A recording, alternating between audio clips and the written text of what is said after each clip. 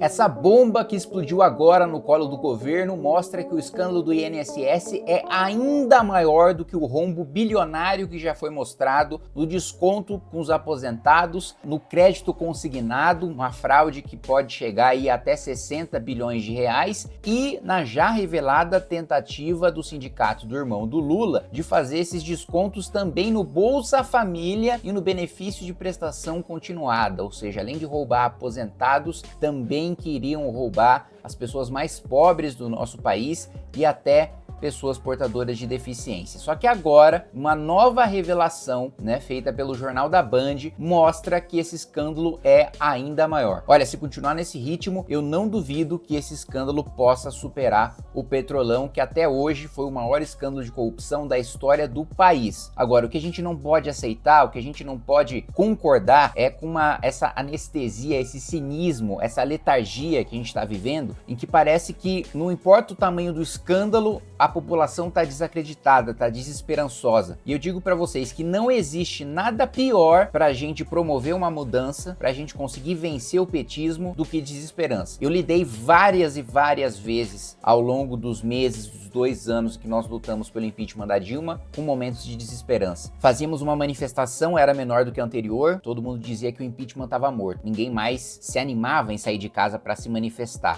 O desânimo, ele retroalimentava a derrota, Ou seja, a gente fazia uma manifestação menor, as pessoas se desanimavam ainda mais. Tinha uma decisão do Supremo Tribunal Federal em favor da Dilma para fatiar o processo de impeachment e torná-lo mais difícil do que foi contra o Collor. Todo mundo dizia que o impeachment tinha morrido. Avançava o processo no Conselho de Ética contra o presidente da Câmara, Eduardo Cunha. Todo mundo dizia que o impeachment tinha morrido, que ele iria recuar. O senador, Renan Calheiros, garantia que o impeachment não avançaria no Senado. O pessoal desanimava e a gente manteve a resiliência, é por isso que nós conseguimos derrubar uma presidente da República, o que não é pouca coisa. E eu tô dizendo tudo isso, tô dando todo esse contexto para dizer que nós não podemos perder a oportunidade do fato desses escândalos estarem sendo revelados agora para colocarmos o máximo de pressão possível contra o governo Lula, contra o governo PT. A gente não pode cair no cinismo de achar, não, isso já acontece, isso é normal.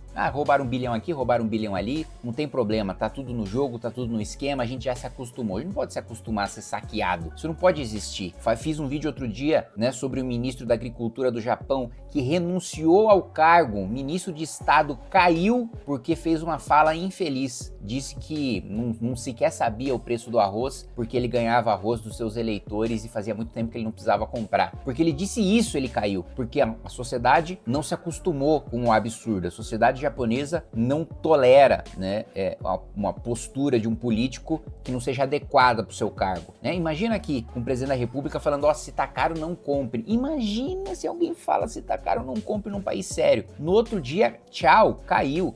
Pode não ter cometido crime, pode não ter investigação, pode não ter escândalo, pode não ter condenação, pode não ter se tornado réu. Meu amigo, falou um negócio desses num cargo tão importante quanto o presidente da República, num cargo do executivo, acabou. Mas vamos lá, eu vou pedir para você clicar no sininho para receber as notificações, deixar o seu like, se inscrever no canal, e também devo lembrá-los que nós estamos aí já com o primeiro festival do Movimento Brasil Livre, com as inscrições abertas, já vendendo os primeiros ingressos. Se você quiser participar desse nosso grande evento, o primeiro evento que nós já teremos o nosso próprio partido, a nossa própria casa, a nossa independência para disputar os cargos que a gente quiser, para implementar o nosso projeto de país e transformar esse país num país sério. E eu sei que não vai ser da noite pro dia, Se tem uma coisa que eu aprendi no Congresso Nacional é que a mudança não vai ser rápida, mas alguém precisa promover, alguém precisa ser ponta de lança, alguém precisa estar na frente da trincheira, mesmo quando muitos largam as suas armas e desistem da luta no meio do caminho. E eu entendo, no momento de desesperança e desespero que a gente vive, as pessoas que largam as armas no meio do caminho. Mas eu permaneço porque sei que alguém precisa permanecer se a gente quiser ter uma mudança nas próximas décadas. Bom, vamos ver então esse novo capítulo do escândalo do INSS, mostrando que a fraude é ainda maior do que a gente imaginava. Suspeitas de fraude e com entidades investigadas no esquema. A Confederação Brasileira dos Trabalhadores da Pesca já estava na mira dos investigadores no escândalo dos aposentados. Em menos de um ano, o número de associados da entidade saltou de 0 para 340 mil. Em menos de um ano, uma associação que não tinha um associado sequer, não tinha nenhum, passa para 340 mil no governo Lula. E agora, tá? Não dá para dar desculpa de que começou no governo Temer, de que começou no governo Bolsonaro. A associação sai de 0 para 340 mil, 100% no tempo de governo do presidente Lula. Vamos lá. A associação é investigada por desvios de 58 milhões de reais. Agora, uma nova suspeita paira sobre a CBPA, o Cadastro de Pescadores Fantasma no Seguro Defeso. Um benefício pago pelo governo a pescadores artesanais no período em que é proibida a pesca por questões ambientais. O valor de um salário mínimo pode ser pago de 1 a 5 meses, dependendo da região. A CBPA é suspeita de cadastrar falsos pescadores em troca de metade do valor.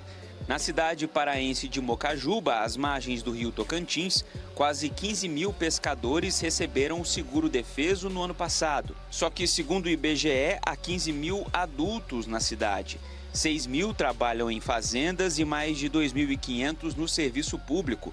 Olha só, alegam numa cidade que tem 15 mil pescadores, só que a cidade tem 15 mil adultos, incluindo funcionários públicos que obviamente não são pescadores, incluindo trabalhadores do campo cadastrados que obviamente não são pescadores. É tão escancarado. Assim, geralmente no escândalo de corrupção, as pessoas elaboram, elas fazem alguma coisa mais sofisticada, até para não serem pegas pela polícia. Mas quando chega num nível em que a impunidade é tamanha, que você pode roubar a luz do dia, que nada vai acontecer com você, esse tipo de coisa acontece, essa fraude escancarada. Olha, a pessoa declara, né, assim, não precisa nem fazer investigação.